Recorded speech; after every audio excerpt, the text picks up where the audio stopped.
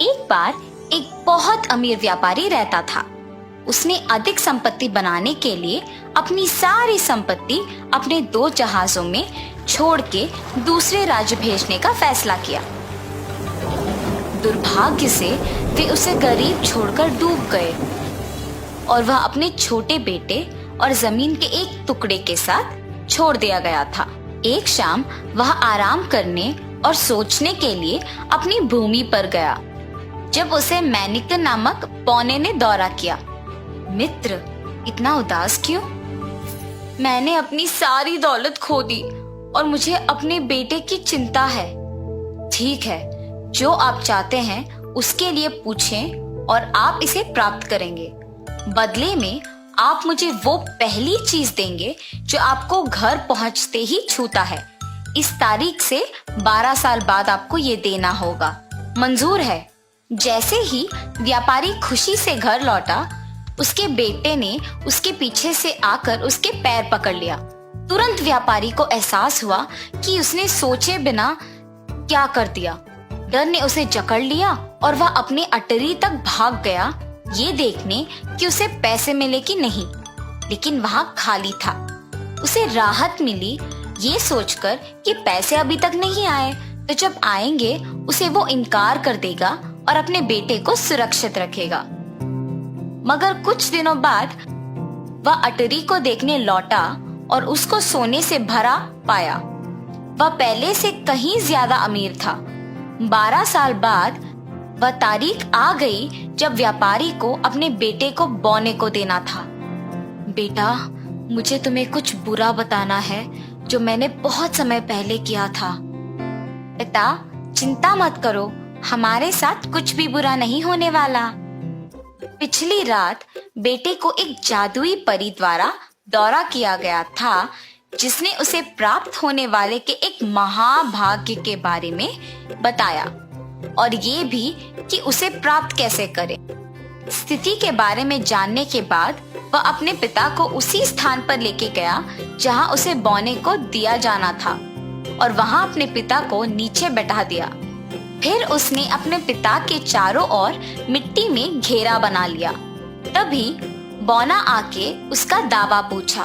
वह कदम रखने ही वाला था कि एक जादुई ताकत ने बौने को घेरे के अंदर जाने से रोक दिया। अच्छा बूढ़े व्यापारी, तुम्हें मुझे जो देना है अब उसे मेरे हवाले कर दो। मुझे माफ करना मेरे दोस्त, वो मेरा बेटा है और मैं उसे आपको नहीं दे सकता। बौना, पिता और पुत्र एक समझौता पर पहुंच गए। उन्होंने फैसला किया कि उनके बेटे हेजल को एक नाव में रखा जाएगा, जिसे उसके पिता द्वारा समुद्र में धकेल दिया जाएगा ताकि लहरें तैरती नाव के भाग्य का फैसला कर सकें। थोड़ी देर के लिए बहने के बाद नाव उबाड़ खबाड़ पानी में फंस गई और उल्टा पलट गई। व्यापारी अपने बेटे को खोने पर व्याकुल था। बौने ने अपना बदला लेने पर सामग्री महसूस की। दोनों आदमी घूमे और अपने अपने रास्ते चले गए।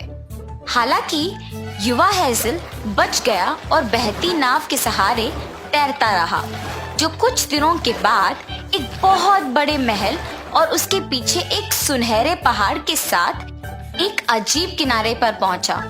युवा हेजल ने महल में प्रवेश किया और उसे खाली पाया। उसकी खुशी निराशा में बदल गई जब उसने हर कमरा की तलाशी ली, पर कोई नहीं मिला। अंत में वह एक सफेद कुंडलित सांप के पास आया।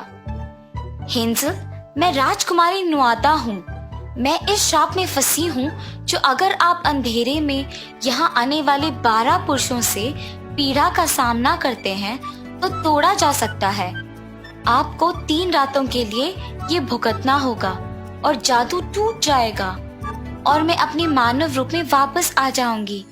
फिर मैं अपने मानव रूप को पुनर्स्थापित करूंगी और आपसे विवाह करूंगी। तब मैं अपने मंत्रियों को वापस लाकर हमें स्वर्ण पर्वत का राजा और रानी के रूप में शासन कर सकती हूँ। हेजल सहमत हो गया और 12 पुरुष उसे हर दिन 3 दिनों तक मारते रहे। 3 दिनों के बाद जादू टूट गया और राजकुमारी मानव बन गई। उसने हेजल को पुनर्जीवित किया और जब वे विवाहित थे तो मंत्री राज्य में लौट आए। उन्हें जल्द ही एक बच्चे के रूप में आशीर्वाद मिला। 7 साल बीत गए और हेजल ने अपने पिता के बारे में सोचा। वह उसे बुरी तरह से देखना चाहता था और उसने अपनी इच्छा के बारे में अपनी पत्नी को बताया। लेकिन उसकी पत्नी को पहले से ही पता था कि अगर हेजल अपने पिता को देखने गए तो भविष्य में बहुत मुश्किल हो जाएगी। लेकिन हेजल अपने फैसले पर अटल था कि वह अनिच्छा से सहमत हो गई। अंत में उसे जाने दिया। उसने उसे एक अंगूठी और एक शर्त दी, आप मुझे और मेरे बेटे को अपने पिता के घर आने की कभी इच्छा नहीं करेंगे, मंजूर है। हेजल ने अपनी आंखें बंद कर ली और अपने पिता के शहर पहुंचने की कामना की। उसने अपनी आंखें खोल दी और खुद वहां पाया। हालांकि हेजल को अपने कपड़ों के वजह से शहर में जाने की अनुमति नहीं थी, इसलिए उसने एक चरवाहे के साथ एक सौदा किया और अपने पिता के घर पहुंच गया। उसने अपने पिता को पाया और कहा, पिता, ये मैं हूँ, हेजल। हाँ, मेरा बेटा कई साल पहले मर गया, मैंने खुद अपनी आंखों से देखा। फिर हेजल ने अपनी बाह पर एक जन्म चिन्ह प्रकट करने के लिए अपनी आस्तें खींच ली। ये निशाना याद है? मैं आपका पुत्र हूँ और अब मैं एक दूसरे देश का राजा हूँ। मेरी एक रानी और एक बेटा भी है। तुम मेरे बेटे तो हो, लेकिन तुम कोई राजा नहीं हो।